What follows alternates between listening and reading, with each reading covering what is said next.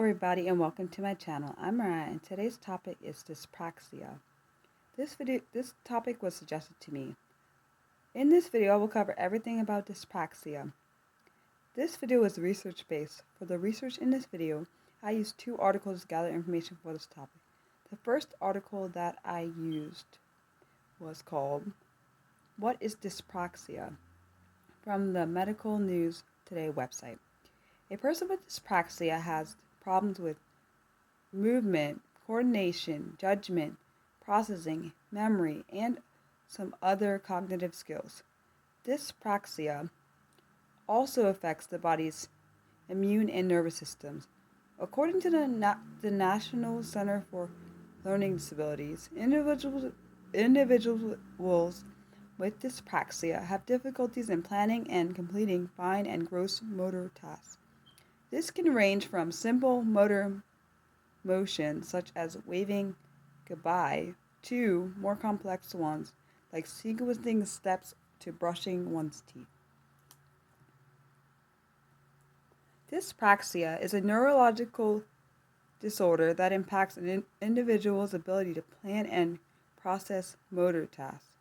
Individuals with dyspraxia often have language problems and sometimes a degree of difficulty with thought and perception.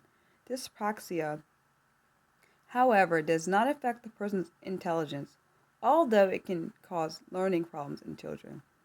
Developmental dyspraxia is an immaturity of the organization of motion. The brain does not process information in a way that allows for a full transmission of neural messages.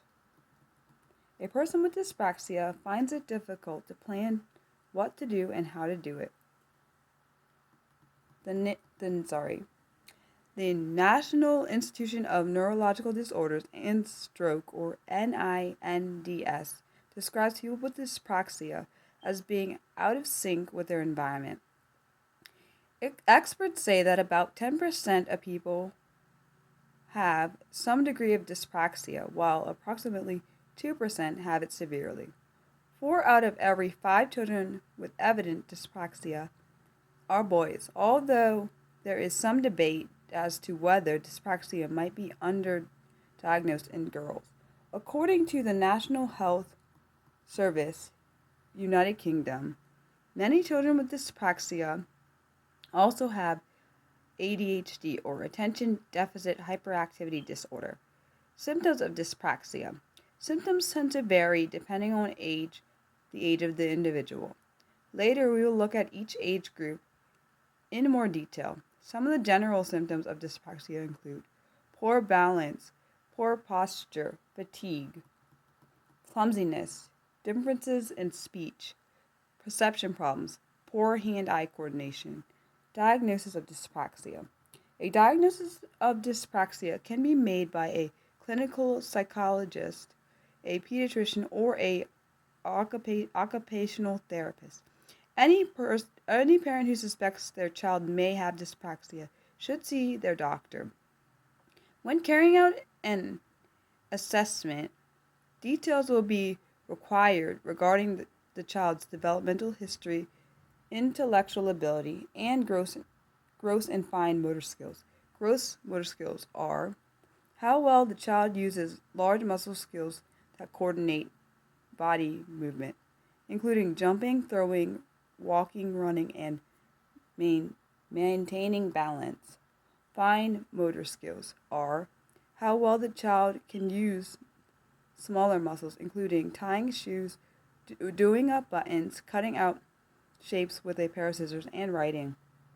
The evaluator will need to know when and how developmental milestones such as walking, crawling, and speaking were reached. The child will be evaluated for balance, touch sensitivity, and variations of walking activities. Dyspraxia in children. Dyspraxia's symptoms may vary depending on age.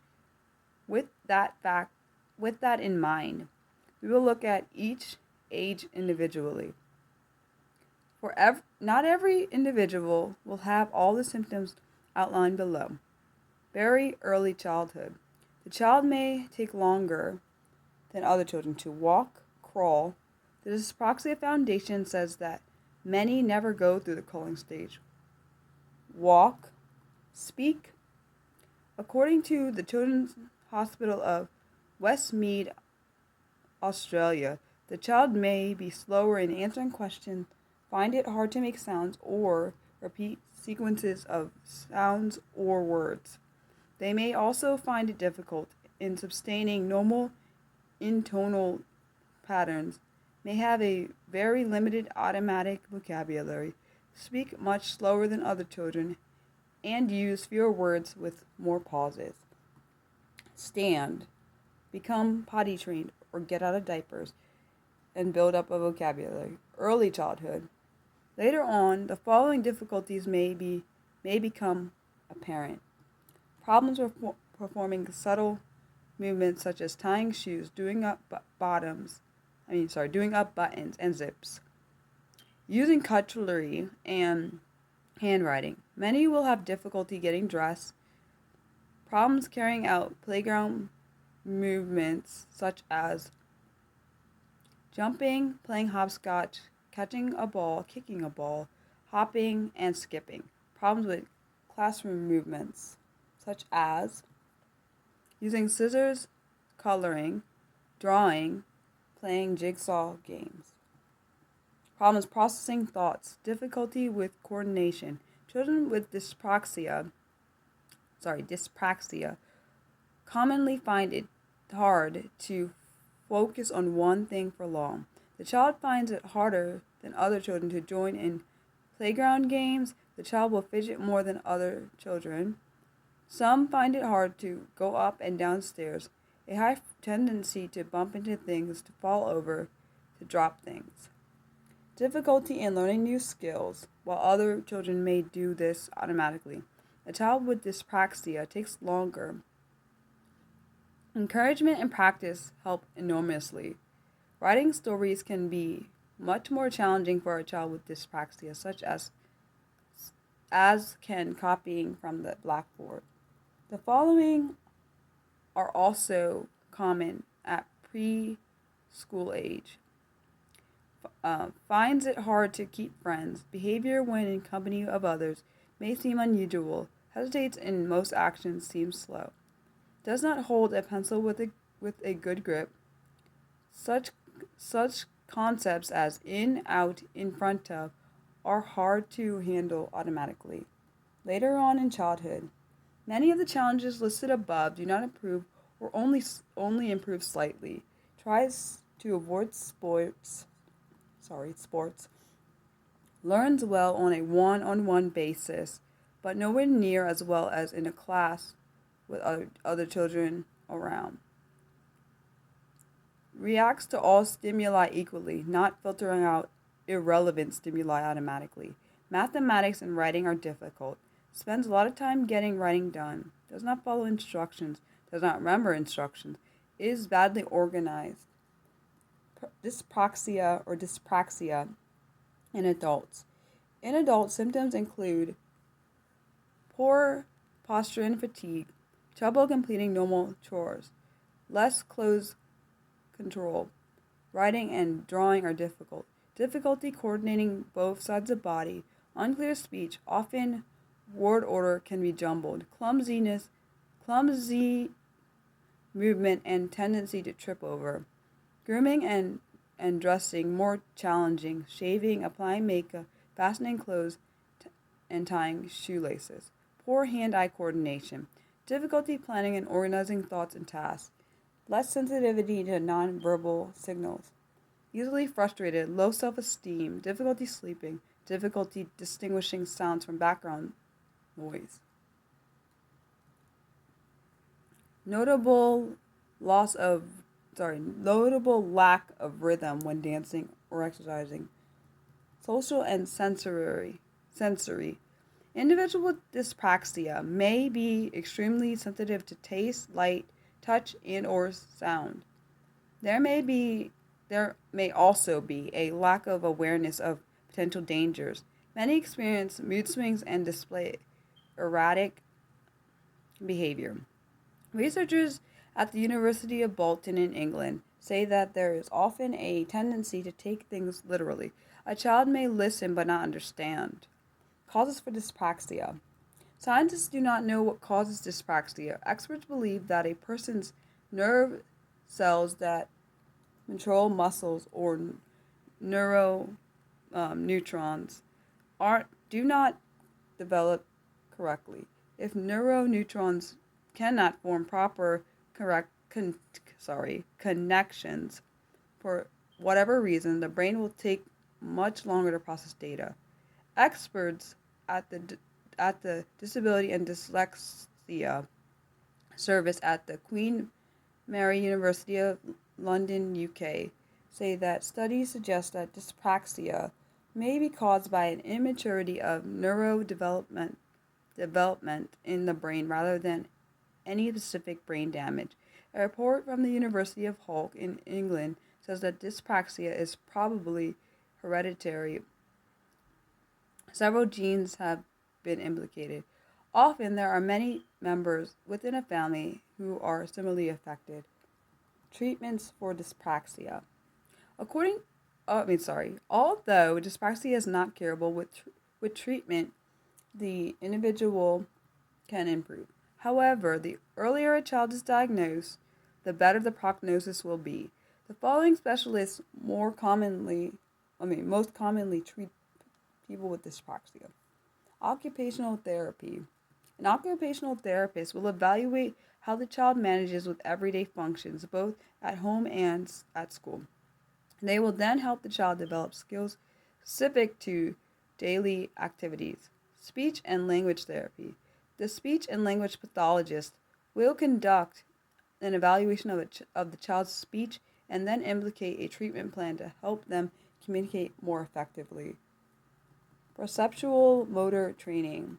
This involves improving a child's language, visual, movement, and auditory skills.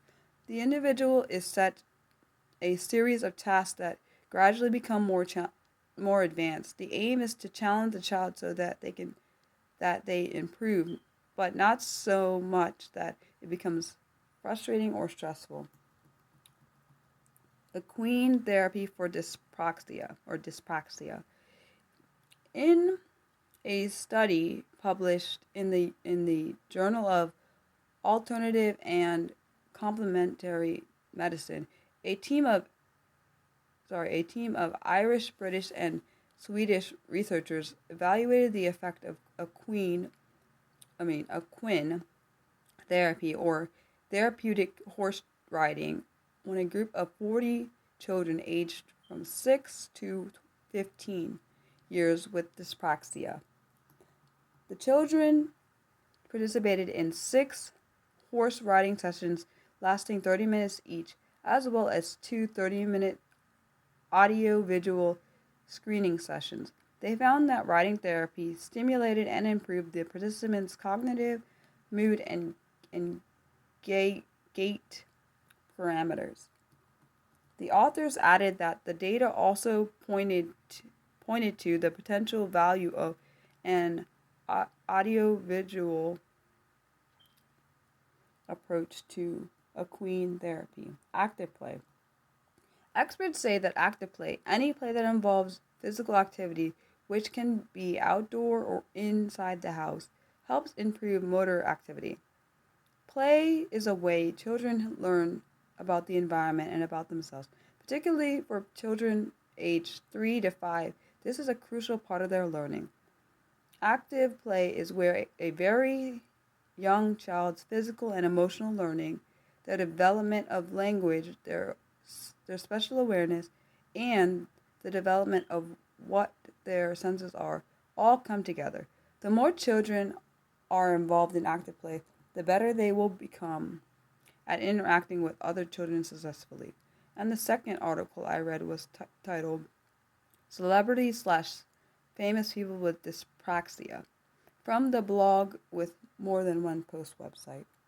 Below is a list of celebrities/famous people who have or possibly have had dyspraxia. We have Jamie Lambert, singer from the boy group Calabro. We have Cara Devines, and I'm sorry if I said her name wrong. She's a model. Daniel Radcliffe, he's an actor. Florence Welsh, singer from the rock band Florence Plus the Machine. We have David Bailey, he's a fashion photographer. Richard Branson, he's a business magnate. A lot of people have said he has it. And then the last one is Albert Einstein. He was a scientist. They're not certain if he had it, but they think he might have. I hope you enjoyed this video. As always, I'm open to any suggestions you have for any future video topics. Please let me know what they are in the comment section below or on my Twitter page. And my Twitter handle is @BurleyMariah, and I can spell it for you. @BurleyMariah, and that's my last name, then my first name. The next video will be on OCD, and this is going to be from the perspectives of people who have it. If anyone has not put